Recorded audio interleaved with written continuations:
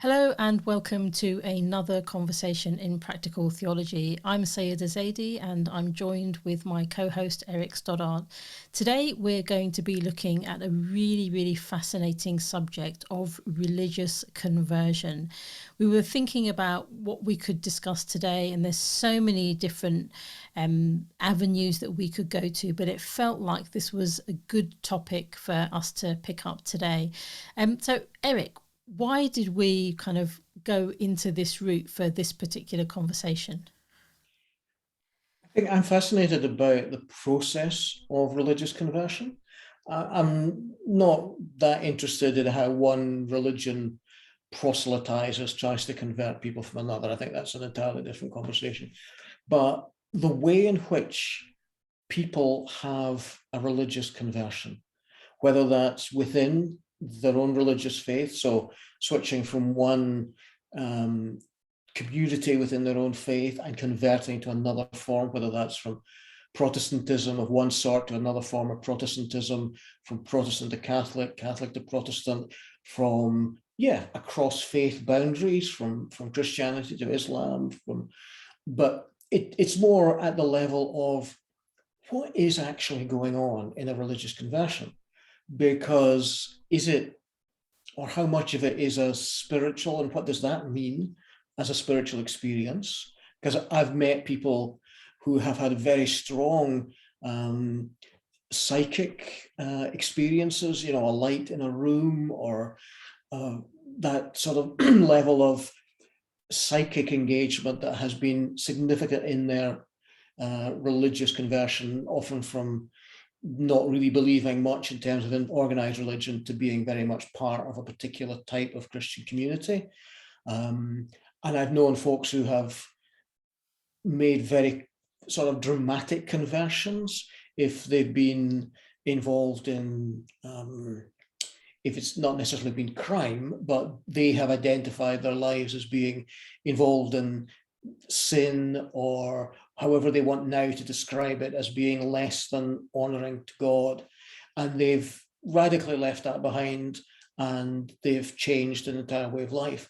But then other folks in religious communities have had real problems because they haven't got a conversion narrative to tell, because they've either been brought up in a faith or theirs has been a slow realization of the importance for them of faith.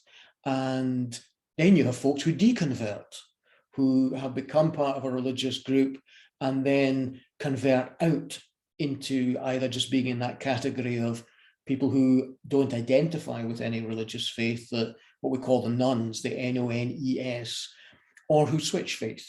And so this switching, deconverting, changing, I find it absolutely fascinating as to what precipitates that, how people sustain that, why it's so different for so many different people, and what is going on in religious conversion. Gosh, so rich and so many different ways we could take that. I mean, I'm listening to you and I'm thinking about, when did I make the decision to, as kind of like an informed person, to make the decision that I am Muslim. We kind of are raised, if you're a religious person, then you're raised with rituals and routines and a certain set of beliefs. And I think when I briefly looked at the psychology of religion, there comes a point at which one makes the decision to say, yes, this is for me, or it's not. And I suppose, is that a form of conversion as well, when you make the deliberate decision to then say, okay, this is my religious identity? Yeah, and I think part of it is that step of saying, this is my religious identity. However that's construed, there's a claiming of something, that I am now this. And that could be at the end of a long, slow process. It could be a very dramatic change. But I think you're right. It is something about identity. But is it just identity? I think it's identity, in terms of being able to articulate it out loud. And I also think there's something about embodying it and accepting it as part of you, and what's kind of reflect or bringing on these descriptions of that is one of the things that I wrote in my doctorate thesis is so at what point do I then claim and accept that I am a practical theologian? And I use the words conversion around that, in that it's making a deliberate decision to then accept that as part of my identity. Mm-hmm. And I'm not quite sure whether I've done that or not. So here's another thing that is kind of interesting for this conversation, is that maybe there's a dance that gets done when you're in that period of transition to one day say, yes, this is me, and the next to say, well, I'm not quite sure. And I think that piece is the bigger struggle, because reflecting on it as a potential practical theologian, I'm sitting thinking, well, have I always been one? What symbolism is attached to me when I then say that is what I will be? And what does it also mean if I say that I'm not? And so I'm sharing that because that's a live kind of thing within me, but actually it could equally be applied to anybody that makes a decision to embrace a faith, and to say, for example, I am a Muslim, or I belong to this particular grouping within any religion. Yeah, because we're going to be weighing up different factors. If we're changing our position on something, we're going to be thinking, how has this way that I'm currently thinking fallen short? Why is it not satisfying me anymore? And I want to shift that thinking. But it could be that it's actually about the consequences of that conversion. It could be about social relationships, that if I change within my faith community to another type of faith community, not even crossing a faith boundary, but just an internal boundary, what are going to be the social consequences? Will I be outcast by some, welcomed by others? Will they be treated as just a matter of indifference? So what am I looking for? A community that's going to be more friendly, more accepting, but maybe I might be looking for a community that's more challenging. And so what is actually going on? I think you talk about that conversion to being a practical theologian. I can talk about a deconversion from being a particular type of Christian as a result in the process of doing my PhD. Because, as you know, my PhD was about hell, a practical theology of hell, and looking at some particular Protestant Christian understanding of hell torment for those who were not Christians. And I remember distinctly walking along a road in Aberdeen, sort of midway through my PhD, chatting to a friend who was very tolerant, but was getting all the gory details of the PhD and how it was upsetting me and annoying me and all of that. As you do during a PhD, you've got to have a moan every now and again. And I was having a regular moan to this pal. And I clarified out loud for the first time. I said, this God that I've been reading about in Christianity, this type of Christianity with this type of God who it is not just punishing, but there's an eternal punishment here. If that is who God is, I will not worship that God. Mm. And the consequences, if that God wants to take vengeance on me, so be it. And that for me was a very clear deconversion from a particular type of Christianity into, well, I wasn't sure at that stage, but it was, I don't believe this bit anymore. I'm not sure what I believe. So that put me into a sort of limbo, liminal space that was neither one thing nor the other. And so for a long time, I defined myself as not that sort of Christian, but I hadn't reached the point of saying, well, I am this sort of Christian. So that was, to me, was a really interesting stage in a deconversion or maybe a conversion. It depends how you view what you're coming from and going into. The people you're going to join will see it as a positive conversion. The people you're leaving will likely see it as a deconversion. But the beauty is in the eye of the beholder. And that's really interesting, because I think that there are, if I'm allowed to say, I think there are a lot of people who would love me to say that I am a practical theologian. And, gosh, I now sit on the committee of BIAP. So is it heresy to say that I'm not a practical theologian, and all of these other kind of things that come up? And then the question is, well, whose opinion am I seeking? Who am I claiming to be a practical theologian for? Mm-hmm. Because what does that then do to the shift in my own practices? Mm-hmm. So I think, just to kind of close this one off, for me, I will live my life in the way that I do, and I will continue to have the reflections and want to do the research that I'm interested in, regardless of how a professional or academic label may or may not be embraced by me. But that in some ways is easier than saying, am I this type of, or do I belong to this religious grouping or not?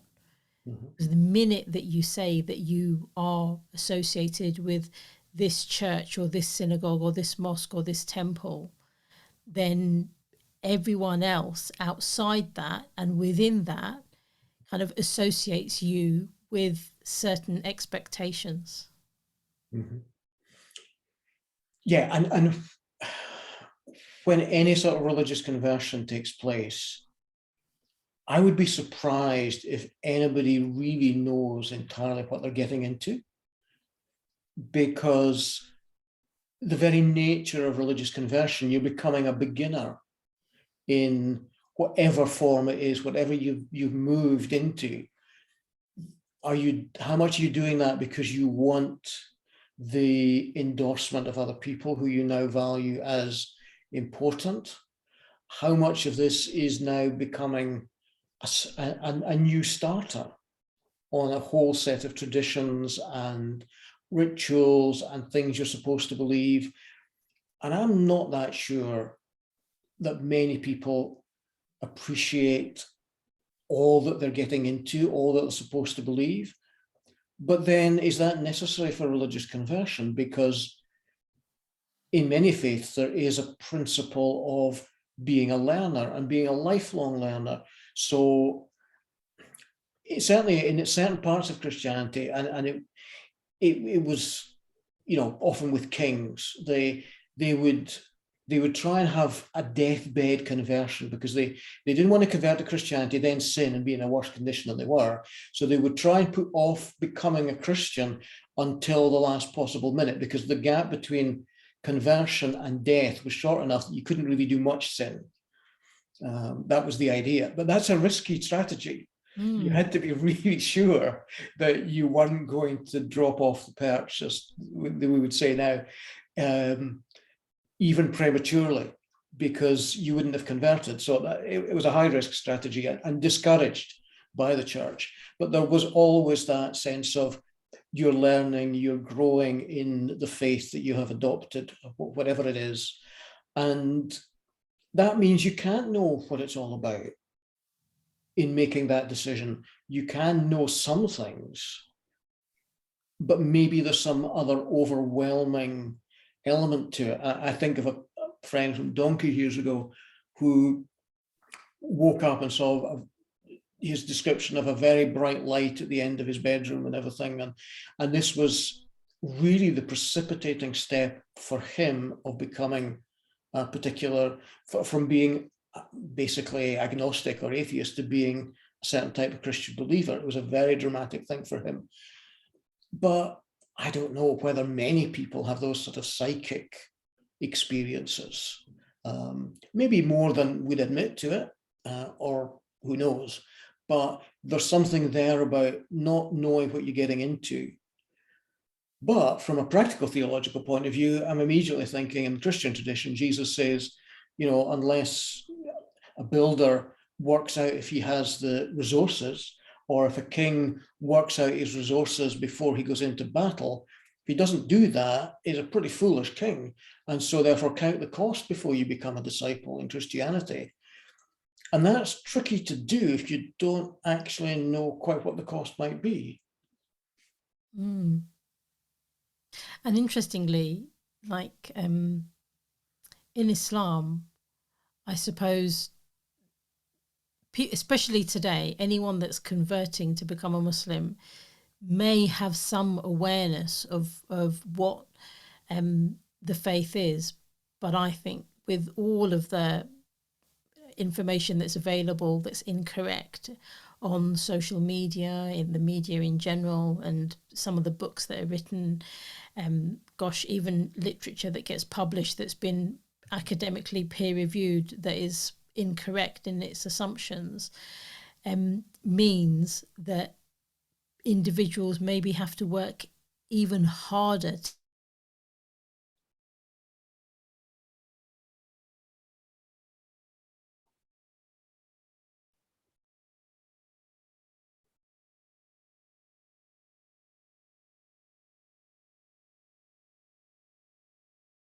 just from reading the Quran, for example.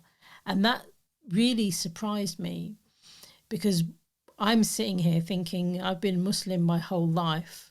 I haven't had that kind of life-changing insight that people are experiencing when they pick up the Quran and read it. And what is it, the magic that then takes place that enables someone to read a few lines and think, yeah, this is it. Like, I'm giving up everything that I know and making the decision to do that. And I think that, I don't know, there's just something really special about that. And I know when I hear stories like this, I always think that is the kind of closeness and relationship to God that I strive for. And what's fascinating about when you convert to Islam is that one would think that there's an immediate assumption to pray 5 times a day, to fast, to wear hijab, to do all of these other things, but actually you start a journey. And so there's a story of one of the companions of the Prophet Muhammad, peace and blessings be upon him, and he was an alcoholic and made a decision to convert to Islam. And there was no expectation that he would stop drinking immediately. It was kind of like you're on a journey, you're on a transition period. And I think sometimes, we're having this conversation about religious conversion, but there is a piece to it as well about how is that person received that has made the decision. And I think one of the disservices that is done, dare I say, by many religious communities is that when someone makes the decision, for example, to leave Islam and become a Christian, or to leave Christianity and become a Muslim, the celebration within the community that the person is entering is so great that can be overwhelming for the person, and it distracts from the reason why that person has entered that religious group. Yeah, because you're touching on there the horrible side of religious competitiveness. We've gained a customer, you've lost a customer. And that's a really, for me, unsavory side of religious conversion. That it is sad when someone moves from a community, because that's a big change. That can leave ruptured relationships. There may be complex reasons that someone has to sever some relationships, but sometimes it's sad that someone has moved up to another faith community, and that's not going to be recognized in the new faith community, because it's all about, here's someone who's joined us and agreed with us that this is the truth. And that's a very rigid type of conversion, that I'm now embracing the one and only truth, and nobody else has any truth. And I'm only ever going to consider truth to be within this new community. And when you've been around the block a few times and believed that, you become a little less, maybe more cynical, but a little more suspicious of, well, I've arrived at the community that's got all the truth. Mm. But maybe that's just an old cynic. No, I mean, I think what you're describing is the idea that when people enter a group, they're seeking perfection. Mm. And, I think God is perfect. The rest of us have got a long way to go. Mm-hmm. And that exists at an individual level and within communities. But when we place something on a pedestal and we seek from it perhaps to fill the gap that is within us, then that's where the challenge also comes in. I'm a firm believer in you do your own work. Without that, no one else can fill those gaps for you, and they just keep getting bigger and bigger if you don't do your own work.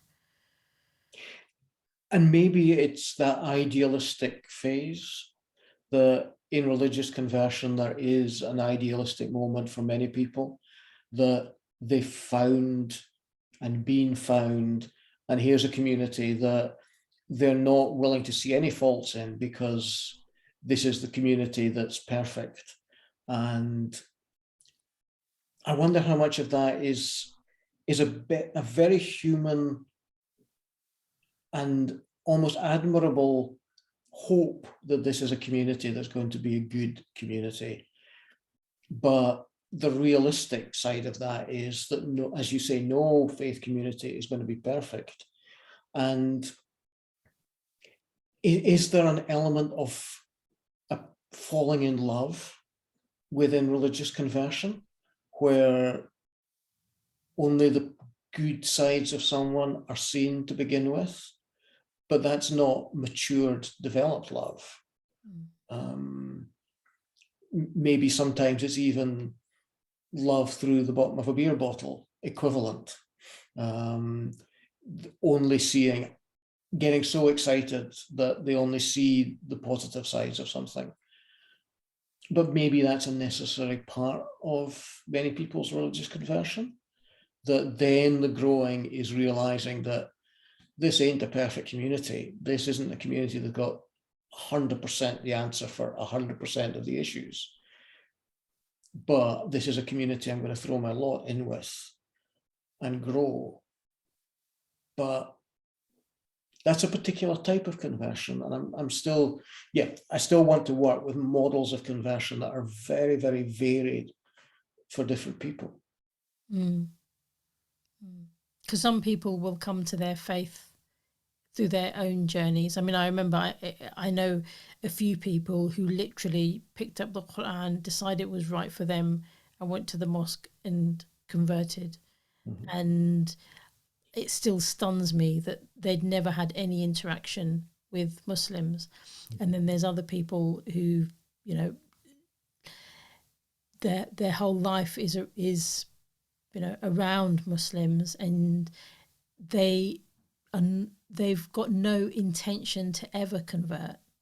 Mm-hmm. And there's something really fascinating for me about the strength of confidence that both these scenarios have, where people are so clear about their own identity and knowing what they aspire for, whether they stay in their own faith or make the decision to go into something else is one thing, but they know what they stand for and what they represent. Mm-hmm. And while I would never want to take away the cognitive element of that, I wonder how much of religious conversion is around converting to act in a particular way, whether that's through religious ritual or adopting particular practices, whether of almsgiving or other forms of compassion, that there's something in certain religious traditions, there's such an emphasis put on believing this, this, this, and this, and therefore that makes you, in my language, that makes you a Christian. But the conversion of behavior that is yet informed by a faith tradition, but is not based on I believe X, Y, and Z, but I'm going to convert, and my conversion is by doing these things. That's another sort of conversion that is about changing your habits, being habituated into a new community, learning in Christian terms when you cross yourself and why you cross yourself, if that's your Christian tradition. But I'm also thinking of that learning the kindness and learning the compassion and learning the self-giving that comes. And that's maybe not such an intellectual thing at all. And as you're describing that, it's kind of taking me to the place where people adopt certain practices and they live them, but they don't belong to a faith community. And I always wonder what is preventing them from making the decision to make a statement that they belong. So for example, there's some people that have, a few people that have all of the practices of being Muslim, even fasting the month of Ramadan, and that's not an easy thing to do. So, but they do that, and yet they've not made the decision. And I don't know. I just wonder what goes through the mind of somebody who's embraced all of that, has embodied it, but is not willing to make that choice. And there must be an element of fear. I mean, you spoke earlier about love. I think absolutely there is an attraction to the conversion, but at the same time, there's also a fear in making that decision and saying, this is who I am. Yeah, and I think that there are people who can make that decision about lots of different things. It's their personality. They're actually okay with making decisions and they stick to it and they do it. There are other people who are very tentative about making decisions. And it doesn't make them any less faithful or thoughtful, but it's just a different personal constitution that some people will stop and think and need to work out all the possible scenarios before committing themselves to something. Others commit and then work out the consequences.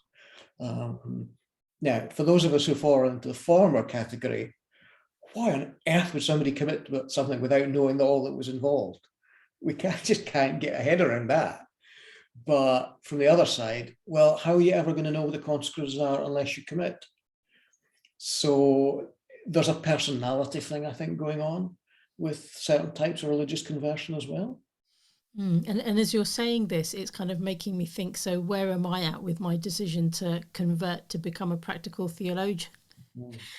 Because there is this piece that says, these are all of the consequences of what will happen if I embrace that as a descriptor for me.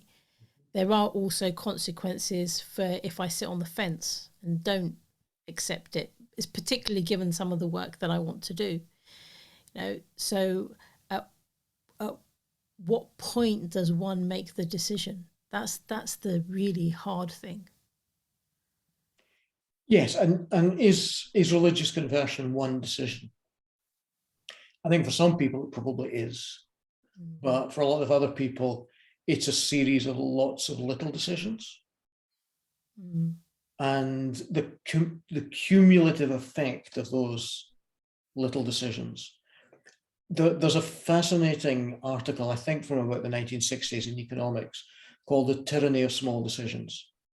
And it's basically saying, if all the small decisions that a company or even individuals take of themselves are admirable decisions and inconsequential decisions, but when you put the whole thing together, the end result, where they have got to, they would now consider to be immoral and not what they would have chosen. But that's not to say that the individual small decisions were not the right decisions and moral decisions.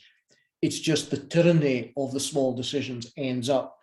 And there's a positive side to that as well, that you can't know what the big decision is, but you can do the small decisions. And those religious conversions that are saying, I don't understand that doctrine. I don't understand why that ritual has to be done that way. I don't understand, and I don't actually want to practice that faith in that particular way, but I do want to do it in this way, that way, and the other.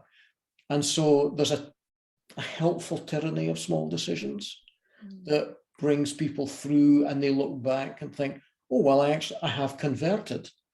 But there's not a moment when I took the step of converting, but I can look back and I have converted.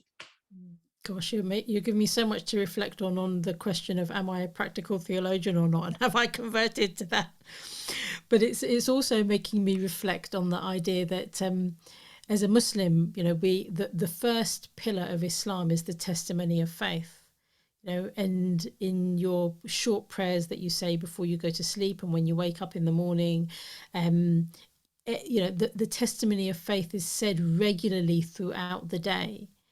And I think depending on one's intention for saying those words, that can be a kind of reaffirmation of you belonging to a religious grouping, or it can just be a kind of flippant saying of those words. And I'm saying this just to be really real and realistic, because it's easy for people to kind of be somewhere on that spectrum. And I suppose I would like to hope that following on from this conversation, when I do say that the testimony of faith regularly, I'm using it to affirm my decision to be a Muslim. And I wondered, is there something similar to that within your practice of Christianity? Yes, in our Sunday morning services, we will say one of the creeds, either the Apostles' Creed or the Nicene Creed, which is an early church encapsulation of core beliefs of Christianity. And that is part of, in my tradition, what we together as a community recite in Sunday morning worship. Now, not all Christian communities would do it that way, but where you do that, I'm not sure that all of us who say that believe every single line of it in exactly the same way. That we say it with sincerity, but we actually mean different things. We interpret the lines of the creed. Now, for some Christian communities, you can't have any wriggle room. You believe it or you don't believe it, and you believe it in this particular way. That's not my Christian community that I'm part of. There's a lot of wriggle room. There's a lot of, how do you interpret this symbolically? How do you treat it as metaphor? How do you personally engage with this?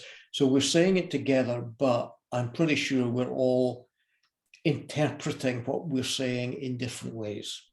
And so that for me is an important part of it. It's hanging everything together.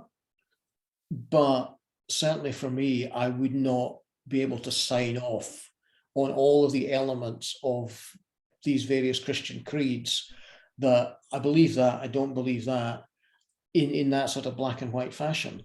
I say I believe that in a symbolic way. I would believe that in an aspirational way. Now, for some Christians, that's just that's not for them what Christianity is about.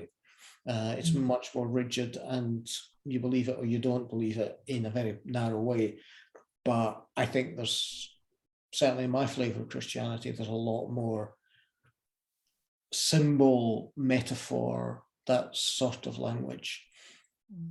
And maybe that wasn't probably what the creeds were designed for, but we've certainly taken them and used them in that more symbolic manner, which would probably mean that in the eyes of those early Christians, some of us today who say the creed would not be considered Christians. But times move on. This is kind of leading, I think, to another fascinating conversation about potential testimony of faith and creed, and how is it that we actually articulate our dare I say the word, allegiance or belonging to a particular faith, and maybe that's something that we can come back to in another conversation. I think this is a good point for us to pause and close this discussion off, because we've had really rich journey in terms of looking at religious conversion, what it means for individuals, what it means for communities, and also then thinking about how does one articulate that. Eric, I don't know if you've got any closing thoughts that you would like to share with the listeners. I think I'm troubled by the type of religious conversion that is all about negatives and that can be really unkind to communities of faith that people have left. And that's easy to do.